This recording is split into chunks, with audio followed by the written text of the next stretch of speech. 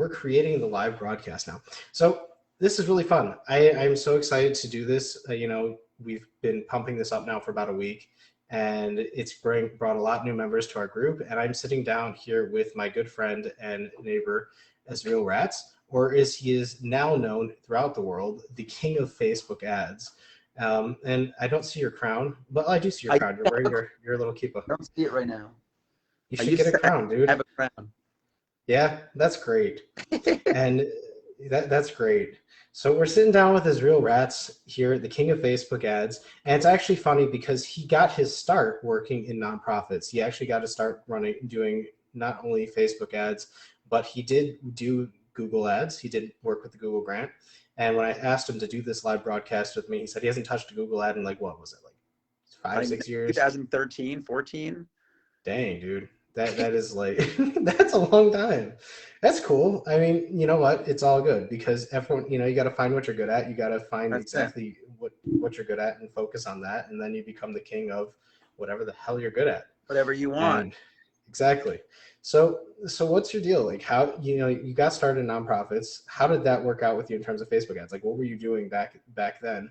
So when we first started out, the name of the game was email lists. I mean, even today, email lists are not as powerful as they were back then. But when I first started with this company, I started with the company in 2012, and they had 1,000 people on an email list. And every year we would look at the stats and we would see that for every email we got on the email list, we'd make $4 every year. Okay. So it just became basic math. If we can grow the email list, we can make $4. So they started paying other email lists. They started using the Google grant back then. You even had an opportunity to spend up to $40,000 a month, and they were doing that. Right. That was the grandfather plan. That was the grandfather plan. So they had that. And then they not only did that for themselves, but did it for other clients also, like other nonprofits that did the same thing.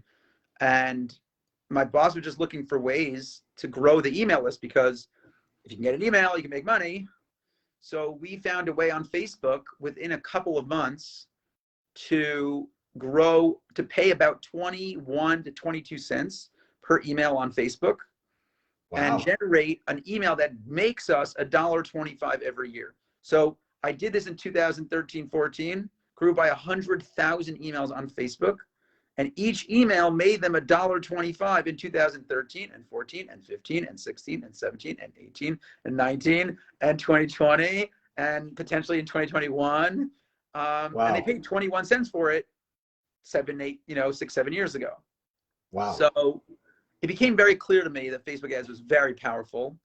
And that is why I actually left there to do it for-profit businesses, because I said, if this works so well for nonprofits, just imagine what you could do with companies that actually make money.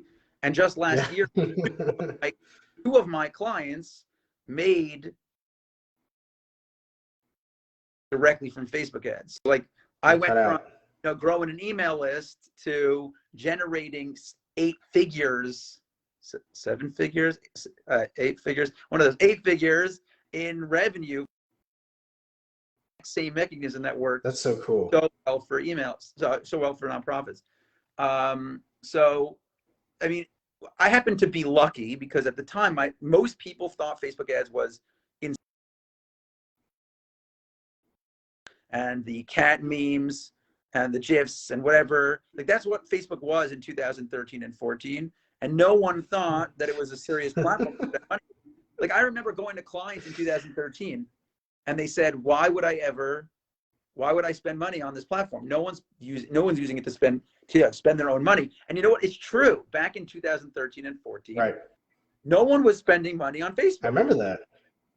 No, I remember that. I remember when I first started out in the marketing world around that time also, around 2000, no one was doing Facebook ads.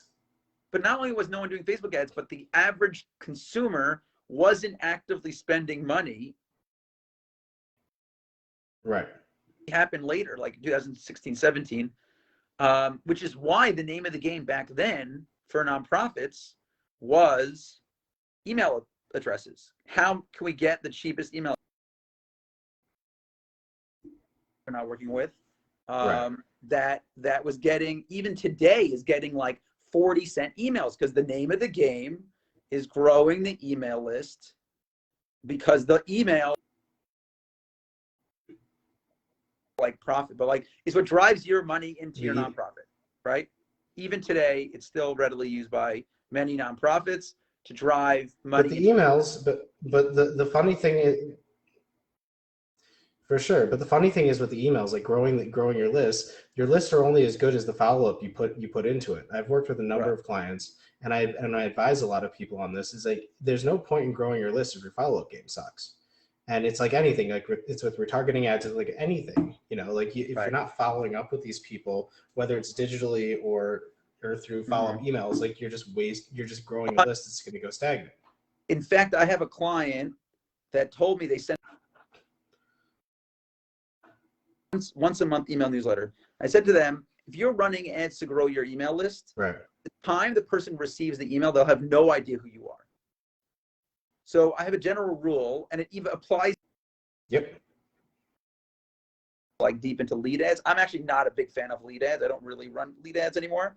But for those who are not familiar, Facebook back in 2016, maybe late 2015, they added for users to fill out a form directly on Facebook to collect email addresses for businesses. So the idea is genius because it means that me as the consumer, and as the business owner, I don't even have to make a landing page because I could just use the form to generate email addresses. I don't even need a form. Like that's like the genius of it. The problem is that it is such a simple process that a user can give their email address and not have any recollection of the actual thing happening. Because they don't have to go to the landing page and read the headline and see the form. They just click, click, click, submitted. Like, thanks so much. And they're just like, what did I do? Yeah. I was never a fan of lead forms. I found that when they came out, they were right. They also were costly. I remember when they first came out. Like you're paying way more per acquisition than you would I actually through found the that funnel. It was cheaper to get a lead through a lead form, but the quality was so much worse. It wasn't even worth it. Like I saw sometimes up to 5 and 10 times cheaper per email. For sure, because you want to. It's also about the continuity. Right. So, I steered away from lead ads, but what I noticed with lead 2 or 3 emails within the same day of them signing up, they will not remember who you are.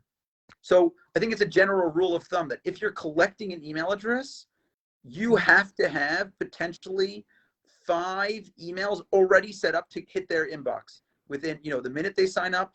Let's say, even let's say 12 hours later, 24 hours later, 36 hours later,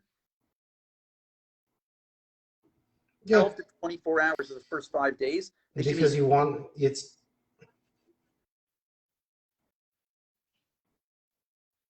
Do you still hear me? 100%. Yeah, I still hear you, but it keeps cutting out. This lovely internet we have here in Israel. We can cure cancer, but our internet sucks. You know that I invested my $99 yesterday to buy Elon Musk's Starlink internet for next year when it arrives in Israel because I'm so desperate for any options that will allow me to use the internet with less issues than I'm currently having. It's literally crazy. So yes. Yeah. Following up, especially with nonprofits, and of course, everyone knows my favorite time of the year for nonprofits is the last 6 weeks of the year. There's a data point I have. The data showed that 80% of all donations for nonprofits happen in the last 6 weeks of the year. And percent of those donations happen in the last 10 days of the year.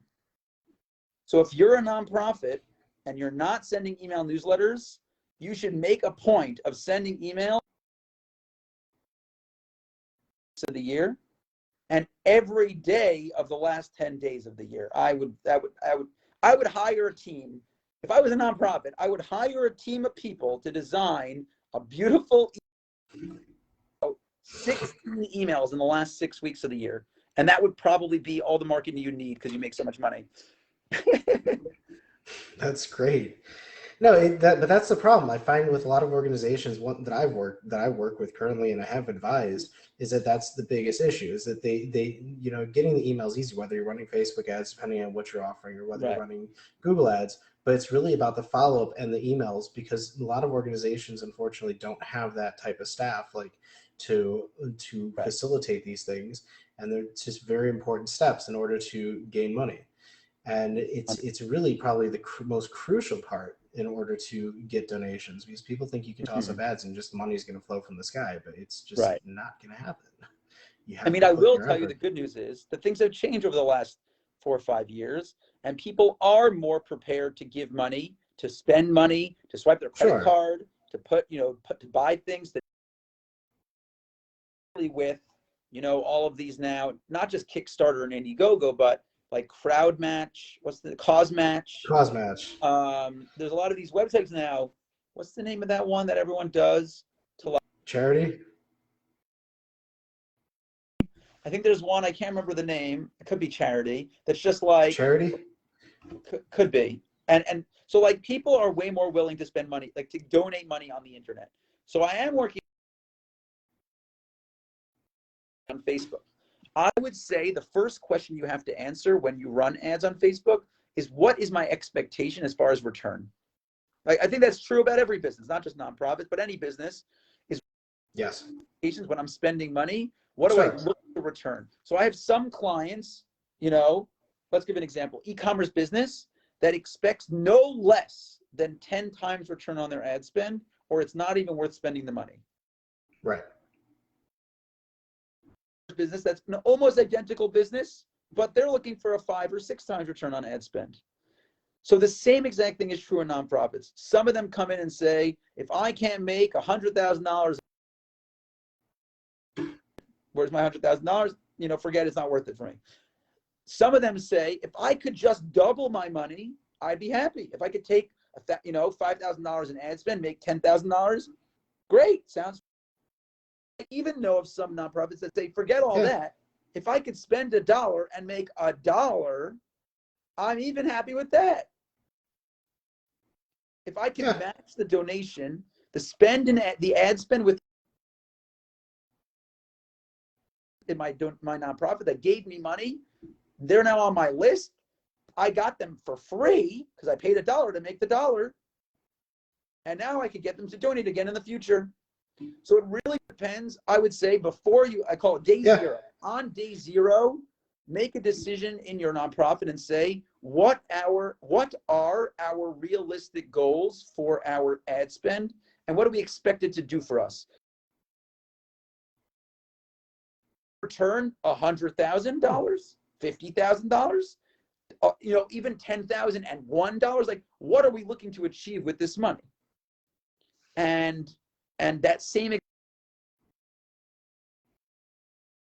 to return 10 times return, is that something that's even realistic in your ad spend? Do you think it's normal to expect such a return if it's not already happening?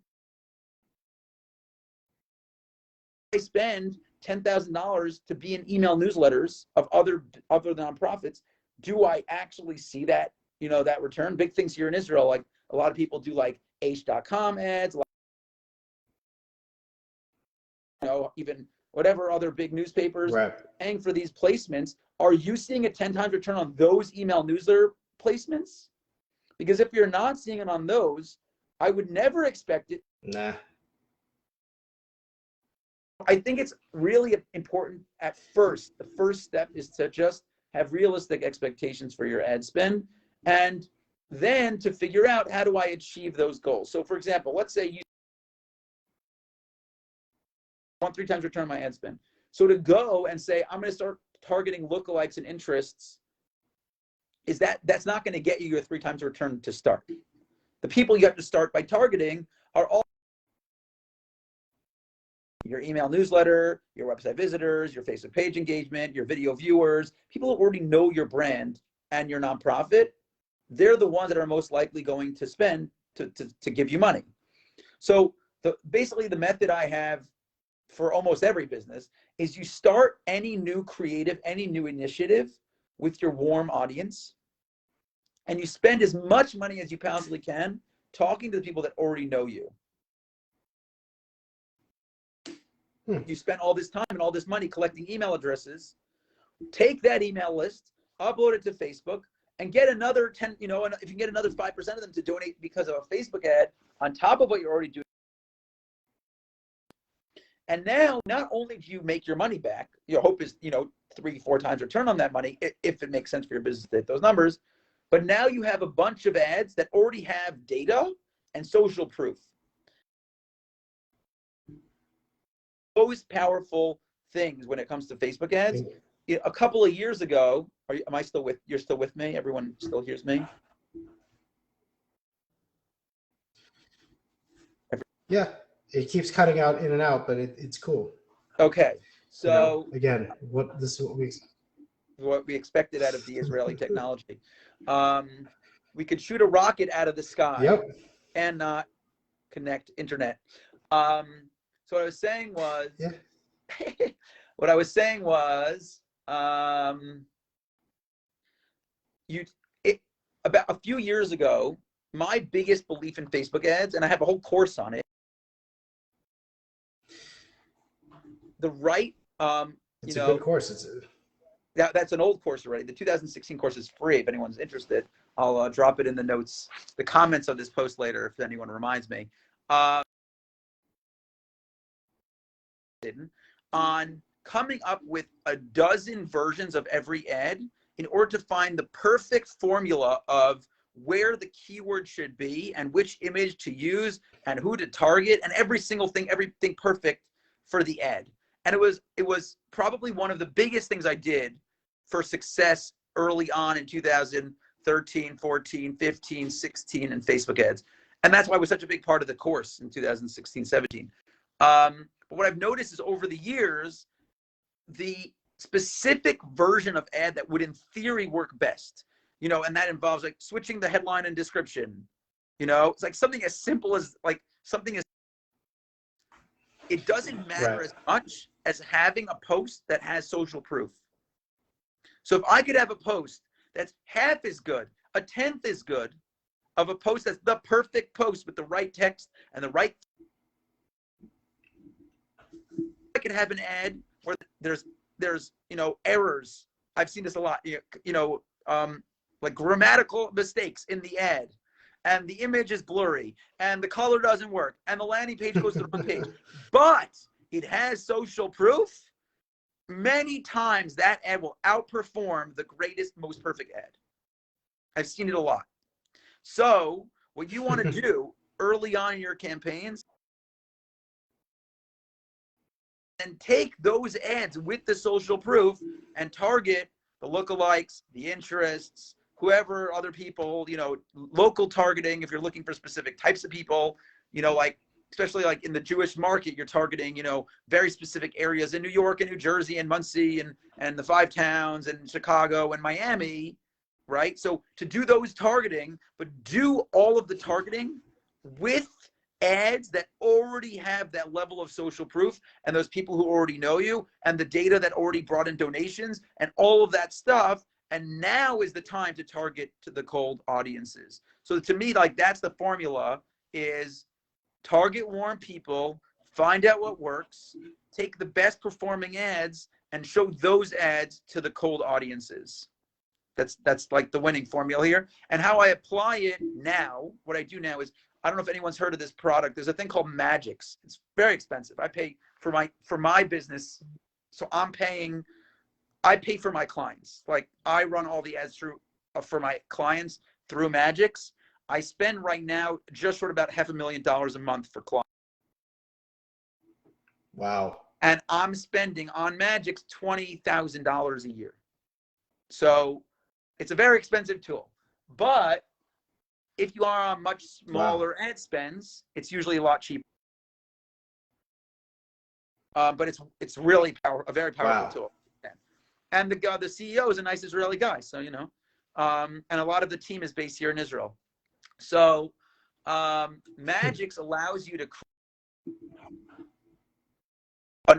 a large group of audiences from Facebook that everyone knows and loves, retargeting of Facebook page engagement, video viewers, people that engage a lot, people that send messages, great and fantastic. Then they have the data from the website, or people that checked out or people that purchased, but it also lets you target based on the number of times people visited the site and which specific pages they went to. So someone who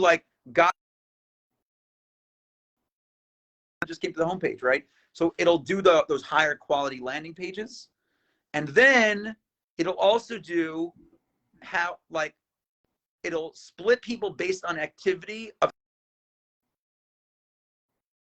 create a lookalike on Magix based on if a person spent more than average of a cart value. So let's say for donations, your average donation's $100. Let's just say average donation.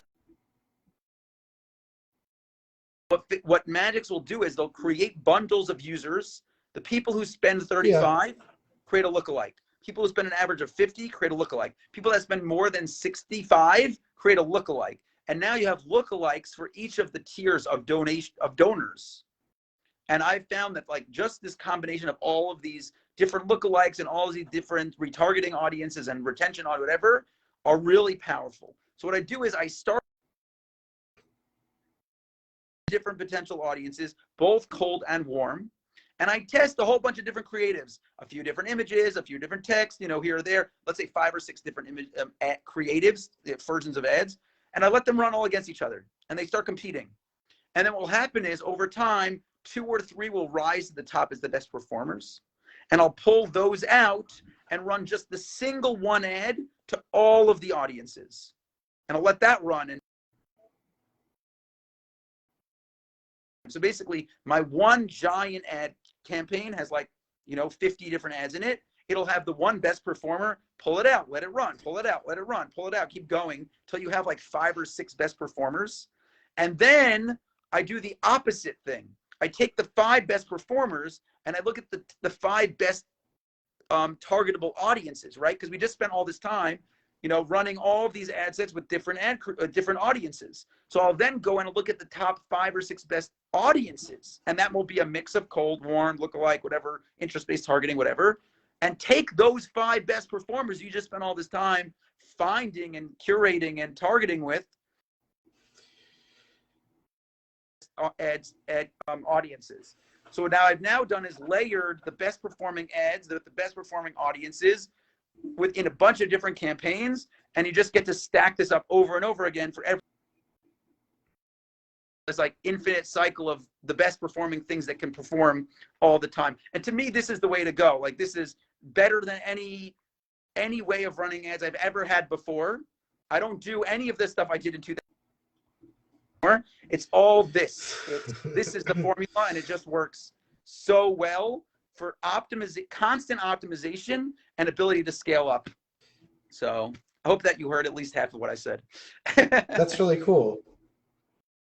No, it's interesting because it seems like your formula works both for not on the nonprofit side as well as the for-profit side. It seems like a very versatile formula. Yes. Because at the end of the day, everyone's trying to. We're all looking for the money. At the end of the day, everyone's looking for money, and so no matter what the product, no matter what it is, it's all about how you craft the message.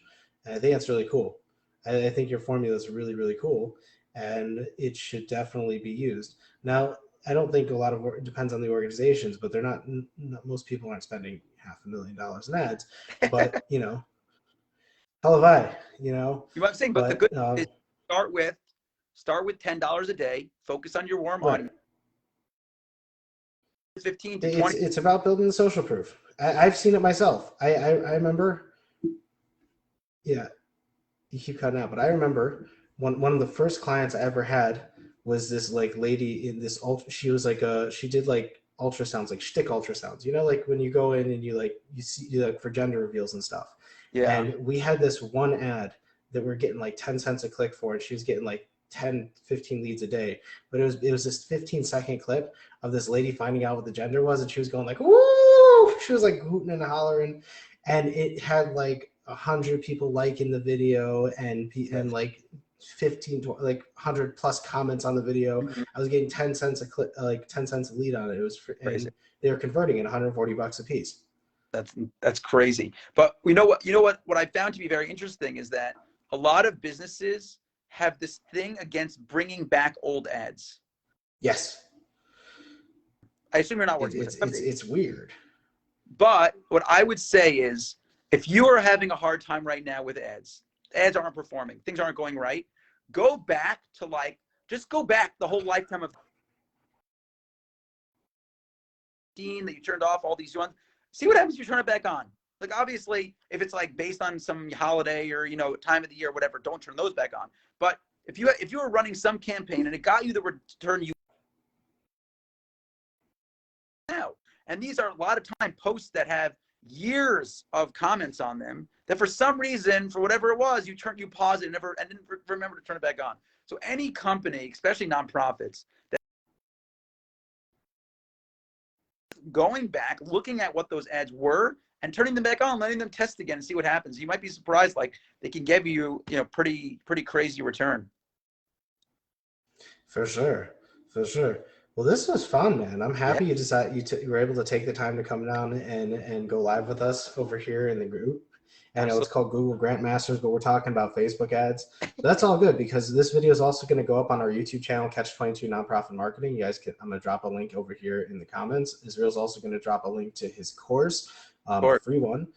He also has a paid one on Fiverr, right? You have a partnership with Fiverr.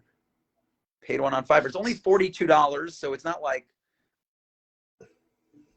Okay, but nonetheless, we'll drop those links also. Yeah. And thank you so much for having me. Right. For sure. Well, this was a load of fun. I'm going to drop the link, and for anybody who missed it, we're going to be sending this out in our email list. We're going to be dropping this link in the comments everywhere. So it's all good. We're going to end this now. Hold up, and we're going to end this.